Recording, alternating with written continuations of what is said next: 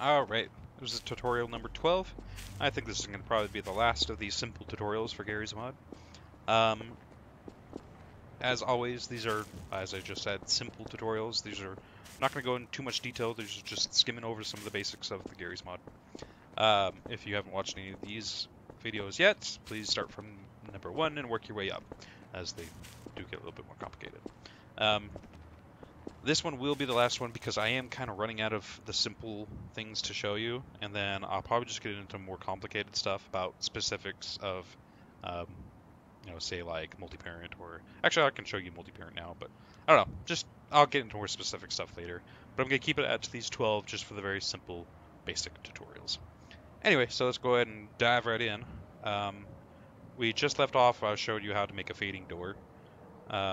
But let's go ahead and show you how multi-parent works. Okay, so we've got a bunch of props. Did I click the world?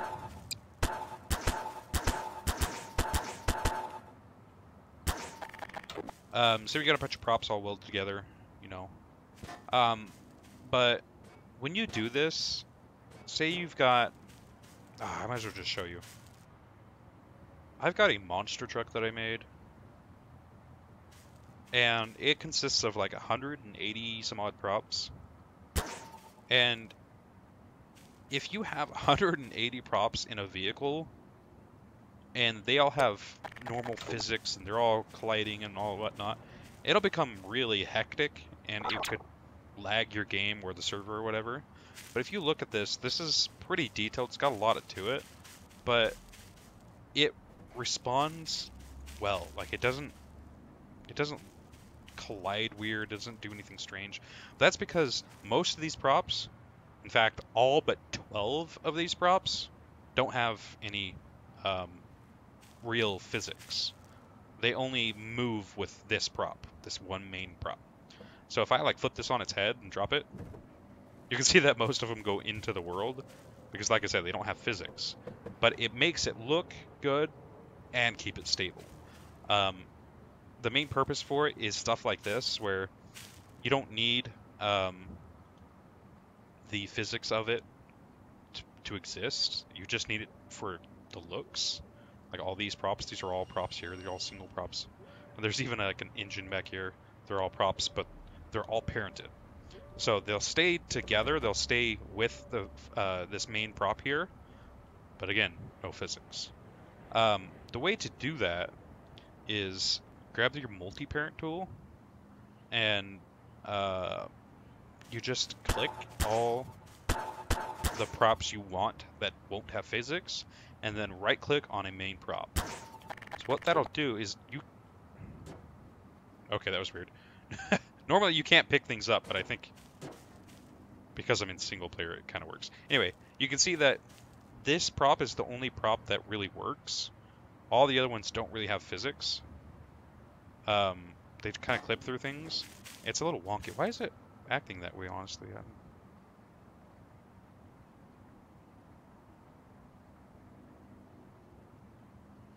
Usually it doesn't act this weird. Because usually it doesn't... They won't have weight either, so it shouldn't influence this prop at all. This prop should still just act like it's a single prop instead of welded together. Anyway, so it's a more stable system. As you can see, I can shake this around, and it doesn't really do anything. It doesn't freak out or anything. So it's a very stable way of doing it. There is a way of doing that with weld, but it's kind of between this. It's between a regular weld and how well this works. So let me go ahead and teach you that next. It's a little bit more advanced, but I think you guys can learn that. So say if you did the exact same thing, but with the regular weld tool.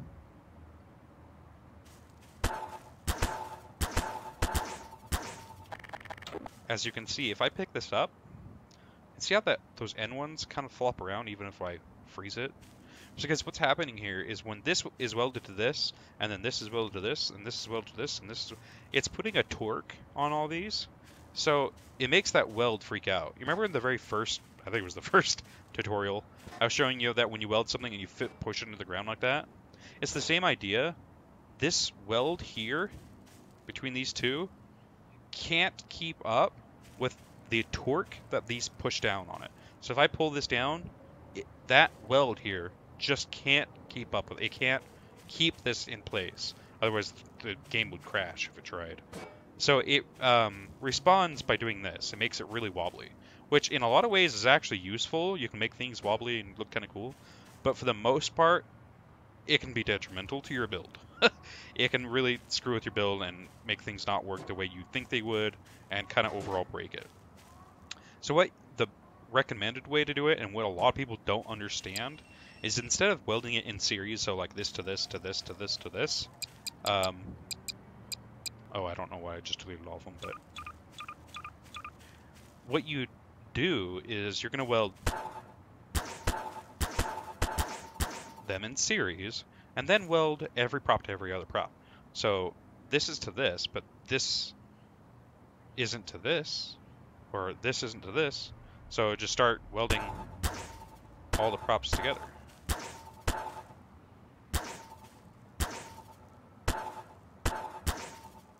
So now there's a weld between every single one of these.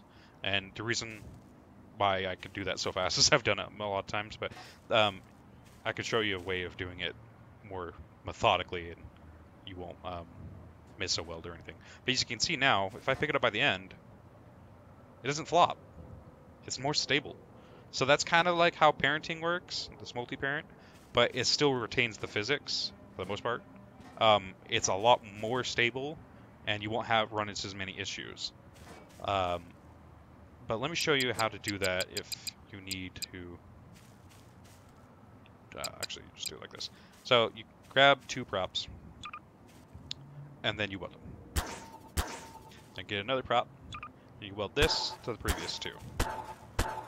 And get another prop, weld them all together. So you can see here, it becomes, it becomes exponential every prop that you put into it. But it's a good way to keep a track as you're building something to make sure that they're all welded. Because, like I said, it's nice to have things all welded together. Now, there are weld tools that will do the kind of this for you. So, like this one, Smart Weld. But it doesn't do it correctly. Well, okay, never mind. Smart Weld doesn't do it. I forget the weld system that I used to have. Anyway, these multi-weld systems, they don't do it this way. They don't weld perfectly the way you should be doing it. So when you use these, just keep that in mind that this is still not proper, and it can still be really floppy, like I said. And just do it that way. It takes time doing it this way, doing weld to another and whatnot, but it makes your build so much stronger and more reliable. And there was something I was going to show you, and I forgot. Let me think. What was it? Oh, okay. Another thing you can do, say we have these, but they're all pretty close to each other. Ugh. So when you weld them,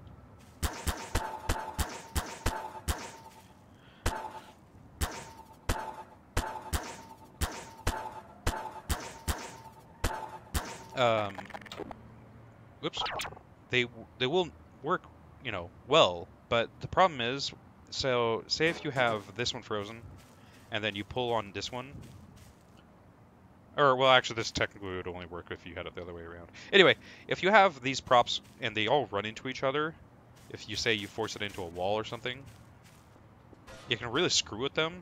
They can start freaking out. You see how that one's like tripping out? It's like moving in a really weird way. That's generally not the best way to do it. What you can do to make this more stable is grab your No Collide tool. And No Collide, it'd be perfect if you No Collide them all together just like the weld, but I'm just, for example purposes, I'm just going to No Collide them together. The more No Collide that you do, the more stable your props will be when something like this happens. I can't even show you because of my screen angle. That's good, more light. If you sit in there and push them into something, they're not going to collide with their neighbor. So when it comes back to normal, it'll become more stable. So if I pop out my monster truck again, and just show you how this would technically work. Now, if you ignore the fact that these are parented, if they were no collided, it'd be the same idea. If I was to take this and shove it into the ground, and it starts doing that, it kind of freaks out, and I was to undo it, it may continue to freak out if you don't do what I was just showing you. The reason why this doesn't continue to freak out is because it's well built. It's got parented, it's got no collides where it needs it, so it just goes back to how it was. I can make this thing screw up a little bit, but sometimes it's not very easy. So that's how you just become more efficient in your builds and more stabilized. When you're on a server and you have a bunch of props and they're all colliding together and they're freaking out, I don't even know if I have anything like that.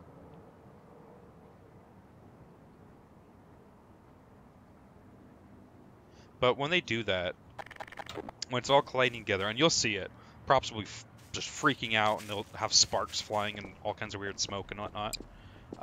That will lag a server, and generally people don't like that, so you just have got to be careful. And also, it could potentially crash your game, so that's why you'd want to do that.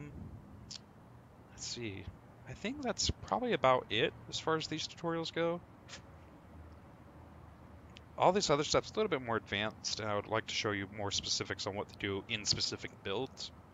So, like I said, if you guys got anything that you want to be shown, any tutorials or anything, I'll totally do it. Just let me know, and if I get around to time, which is easy for me to do, I could totally make a tutorial and show you how to do it. And show you, won't just show you how, I'll explain why things work. And specifically with these things here, these are wire tools, and they're like the advanced Garry's mod tools. And yeah, that stuff will be, like I said, a little bit more in depth, and you can understand it in detail and know how to use it, so when you go to do something else with it, you can know exactly what you need to do. But I guess before I close real quick, I might as well just show a couple other things. Here, options, just simple options. The only thing I even have in here is Smart Snap. Just changes the options for that Smart Snap. That's that grid that you see on there. Utilities, that's where you will find that your cleanup.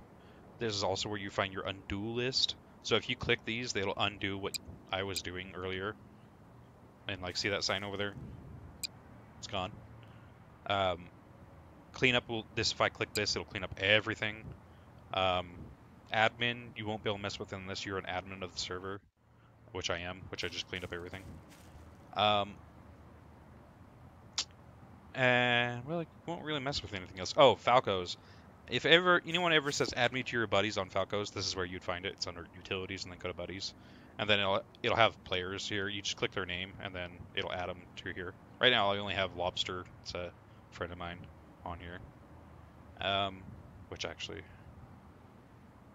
that's kind of funny. Anyway, and there's nothing really else here to do with Pack. Pack is called Player Appearance Changer. And if I enable it and then show you what I look like with the camera tool, this is kind of what I was doing earlier. You'll see my pack that I have on.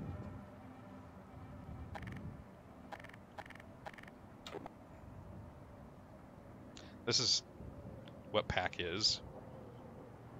It's like I said, it's a player appearance changer.